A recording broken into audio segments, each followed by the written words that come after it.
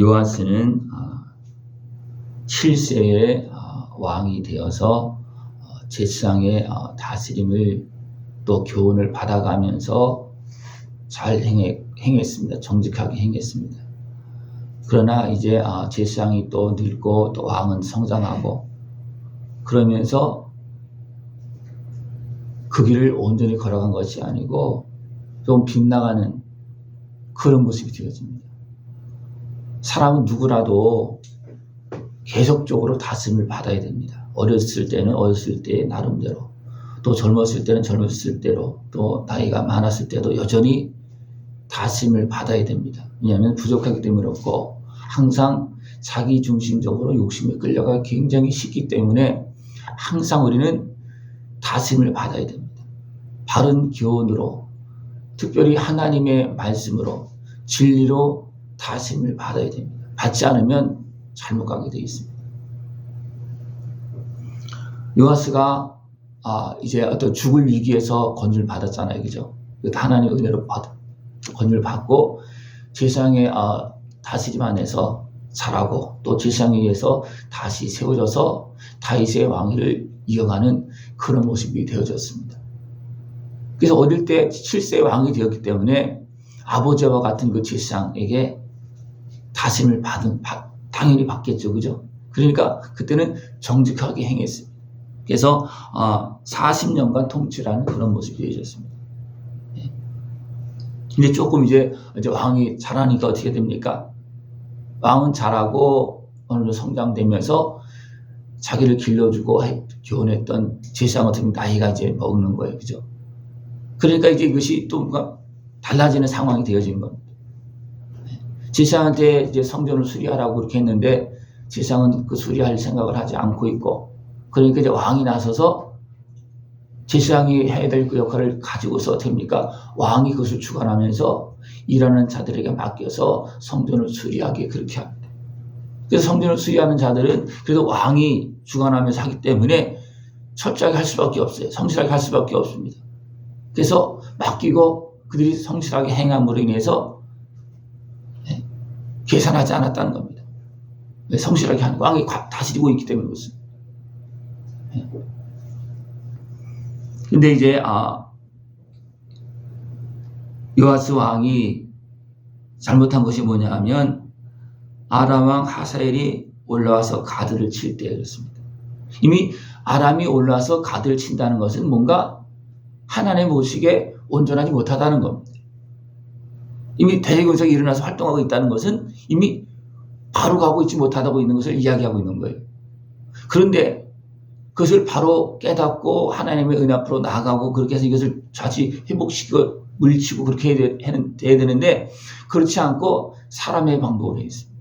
그 사람의 방법이 뭐냐 하면 돈을 주고 돌아가겠다는 겁니다. 그것도 성전과 왕궁에 또 자기가 쌓아놓은 것뿐만 아니라 그 이전에 왕들이 쌓아놓은 것까지 다 내어주면서 어떻게 했습니까? 돌아가겠다는 겁니다. 이것은 하나님 보시기에 굉장히 안타까운 거예요. 하나님이 살아계신데, 그죠? 하나님의 다스림을 받은 것이 아니고 사람의 방법으로 은금으로 돈으로 해결했다는 겁니다. 이게 굉장히 어리석은 모습이에요. 그 결과 어떻게 됐습니까? 요아스의 신복들이 일어나 반역하여 실라로 내려가는 길 가의 밀로풍에서 그를 죽였다. 북쪽에서는 이런 일이 많이 벌어졌습니다. 그러나 남쪽 유다 왕에서는 거의 없습니다. 이것은 무슨 말이냐면 요아스가 하나님을 온전히 경외하면서 계속적인 다스림을 잘 받은 것이 아니라 시간이 지나면서 자기가 힘을 얻고 세력을 갖추니까 됩니까? 하나님의 다스림을 제대로 받지 않았다는 거예요. 또 제사장보다도 힘이 이제 강해지니까 겁니까? 제사장의 역할도 어떤 빼앗는 그런 모습이 되어지고 자기가 주관하는 그런 모습이 되어졌다는 겁니다.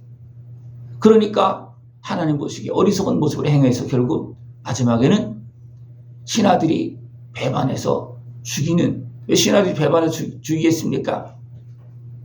그때는 항상 보면 왕이 잘못했을 때라는 거예요. 신하들이 보기에도, 백성이 보기에도 잘못했기 때문에 신하들이 배반해서 왕을 죽이는 겁니다.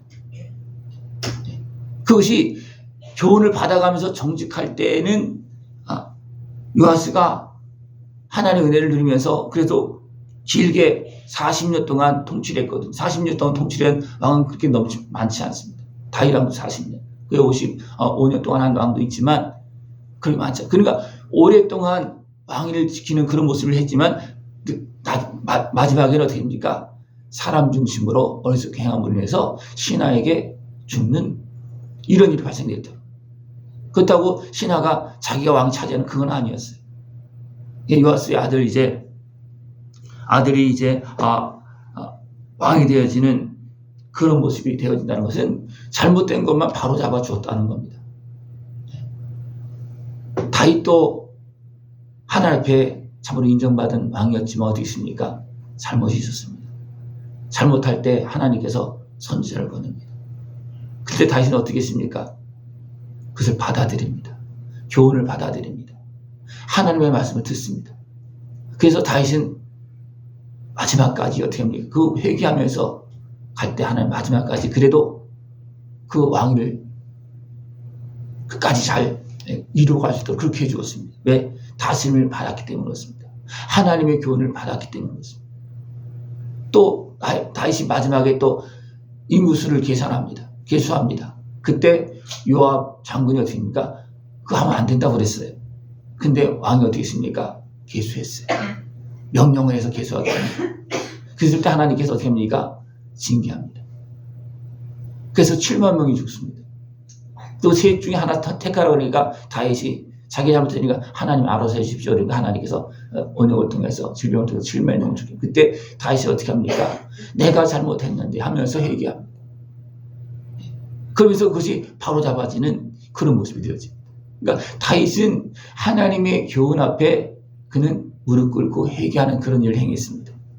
그러나 가장 지혜로웠던 솔로몬은 어떻게 했습니까? 높아지니까 교훈을 안 받아들입니다. 하나님께서 여러 차례 말씀했다고 그랬어요. 그걸 안 받아들였습니다. 그럴 때 어떤 일이 벌어지냐면 그 솔로몬 앞에서도 누가 일어납니까? 대적들이 일어납니다. 솔로몬 앞에서도. 어떻게 소문을 많은 주변 나라들이 다 종을 바치고 그렇게 했던 그 솔로몬 앞에서 어떻게 대적들이 일어난다는 것은 하나님께서 교훈하고 있는 거예요. 말로만 교훈하는 정도가 아니고 교훈하고 있는 거예요. 그러나 솔로몬이 어떻게 했습니까? 안 들었습니다. 그래서 나라가 어떻게 됩니까? 나라가 쪼개집니다. 그리고 10지파가 솔로몬을 떠납니다. 솔로몬은 그때는 떠나지 않았지만 그 아들 때, 므낫세 때에 어떻게 떠납니다. 므낫세가 아니라 르호보암 때 떠납니다. 이런 것들이 계속해서 말씀 속에 가득하고 교훈해 줍니다. 그리고 하나님의 말씀을 우리는 사람은 들어야 됩니다.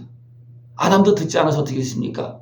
미혹에 넘어져서 죽음이 선포되고 온 인류에 죄가 흘러가게 되고 죽음이 선포되고 고통이 선포되는 이런 일이 발생되죠. 하나님은 지금도 말씀하십니다. 하나님의 은혜의 말씀을 들으라고, 우리를 구원하시는 말씀을 들으라고. 그러나 어리석은 사람들은 마음이 높아진 사람 듣습니까? 안 듣습니까? 안 듣습니다. 그러나 하나님의 은혜를 사모하는 사람들은 하나님의 말씀을 듣고 죄사함도 받고 고침도 받고 천국도 가고, 그러나 듣지 않은 사람은 어떻게 됩니까? 고통 속에 살다가 원망하고 불평하며 죄악 가운데 살다가 지옥 갑니다. 이것이 말씀입니다. 네. 하나님은 확실하게 다 보여주시면서 증거하시면서 약속하시면서 말씀하십니다. 말씀을 들을 수 있는 것을 축원합니다. 세상에 온전한 사람은 세상에 한 명도 없어요. 네. 처음에 아담과 하와가 죄를 짓기 전에 그래도 온전했잖아요. 그죠? 하나님과 함께 했습니다. 그러나 하나님의 말씀을 듣지 않음으로 인해서 악한 마귀에게 넘어가는 겁니다. 그 욕심을 통해서 어떻게 합니까? 수욕을 통해서 유혹하니까 그냥 넘어가는 거예요. 교훈을 안 들은 거예요. 그 결과가 어떻게 됩니까? 우리도 마찬가지입니다. 예. 하나님의 말씀, 나를 사랑하시어서 주시는 말씀을 들을 수 있는 것을 전합니다. 하나님은 사랑하기 때문에 우리에게 징계합니다. 왜? 나를 바로 잡아주려고, 나를 도와주려고, 나를 지켜주려고, 나를 바르게 세우게 하려고, 나에게 바른 깨달음을 주시어서 바른 길로 가게 하려고 계속 말씀하십니다. 그 말씀을 들을 수 있는 모습을 축원합니다. 안 들으면 안 됩니다. 안 들으면 그때부터 어떻게 됩니까? 문제가 생기기 시작하고 악한 것의 지배, 유혹에 넘어지고 어리석은 육신의 수욕에 붙잡혀서 참으로 굉장히 어리석고 미련하게 행하는 그런 모습이 나옵니다. 그래서 어느 누구도 예의가 없는 거예요. 어느 누구도. 많은 왕들이 또 여기 누가 나오냐면 히스기야 왕도 그랬습니다. 그는 정직하게 행했습니다. 하나님 앞에서 바로 행했어요. 그러나 마음이 높아지고 행하니까 어떻게 됩니까? 문제가 생기는 거예요. 자기 나름대로 정직하게 행했지만 하나님 앞에서 온전하지 못한 모습이 뭐냐 하면 그가 자기중심적으로 행했다는 거예요. 그래서 어떻게 됩니까? 그 결과로 나타나는 것이 죽을 병 걸리는 거예요.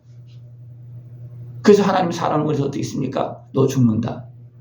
그때서야 어떻게 히스기야가 벽을 향해서 하나님 앞에서 회개합니다. 내가 잘못했습니다. 그래도 내가 하나님 앞에 정직하게 하려고 좀 행건이 있지 않습니까? 그러니까 하나님 인정해 줬어요. 그래서 회개하니까 어떻게 됩니까? 바로 너 낫는다. 그래서 15년 연장시켜 줍니다. 그랬더니 히스기야가 어떻게 합니까? 자기 이제 병이 나았다는 소식을 듣고 막 이제 바벨론에서 사신들이 와서 막 그렇게 합니다. 그래서 또 어떻게 합니까? 자랑합니다. 자기 잘못해서 병들었다가 나은 거 자랑할 게 뭐 있겠습니까? 그죠? 근데 자랑하면서 무엇을 보여줍니까? 왕궁과 성전에 은금 쌓아둔 것을 다 보여줍니다. 그것으로 인해서 어떻게 된다고 그랬습니까?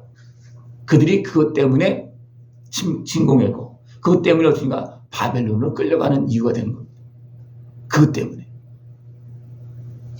이런 결과들이 계속 너무나 많이 있다는 겁니다. 우리가 마음이 높아져서 어리석게 행하고 육신의 수욕에 끌려가고 그렇게 나타나는 결과는 어떻게 합니까? 내가 죄를 짓게 되고 내가 수치를 당하게 되고 내가 진노 아래 끌려가는 그런 모습이 되는 겁니다. 하나님께서 진노하시려고 그런 것이 아니고 하나님의 말씀을 듣지 않고 내 육신의 수욕에 매여서 어둠의 것에 미혹에 끌려가니까 내 육신의 수욕에 끌려가니까 결국 그 진노를 당할 수밖에 없는 그런 모습이 되어지는 겁니다. 하나님께서 그렇게 가지 말라고 끊임없이 말씀하는데도 불구하고 우리가 어리석어서 미혹이 되어서 하나님의 말씀을 듣지 않고 교훈을 듣지 않고 어리석게 행하는 이런 결과들이 끊임없이 나타납니다. 우리에게 수없이 나타납니다. 이 하나님의 말씀을 들을 수 있고 하나님의 그 교훈을 통해서 다짐을 받을 수 있는 것이 중요합니다. 사람들이 생각에는 뭐 그만하면 자기 마음대로 해도 되지. 아닙니다. 우리 세상 끝날까지 하나님의 말씀을 듣고 하나님께서 주시는 그 교훈을 받아들여야지만 그리고 그 앞에서 정직하게 행해야지만 내 일생이 그래도 온전하게 유지되어질 수 있습니다. 그렇지 않으면 다 무너집니다. 늘 하나님의 끊임없는 사랑과 그 교훈을 끝까지 받아들이면서 온전한 생명의 길로 복된 길로 걸어나갈 수 있는 그런 모습이 되어지길 축원합니다. 기도드리겠습니다. 하나님 아버지 감사합니다. 우리를 사랑하셔서 끝까지 은혜를 베풀어 주시고 말씀하시고 복된 길로 인도하심을 감사를 드립니다. 주의 말씀을 들을 때마다 겸손하게 듣고 회개할 거 회개하고 주님 앞에 순종하며 은혜의 길로 나갈 수 있도록 주님 함께하여 주시옵소서. 하나님의 은혜 속에서 영원한 영광의 길 걸어갈 수 있도록 주님 함께하여 주시옵소서. 예수님의 이름으로 감사하며 기도드리옵나이다. 아멘.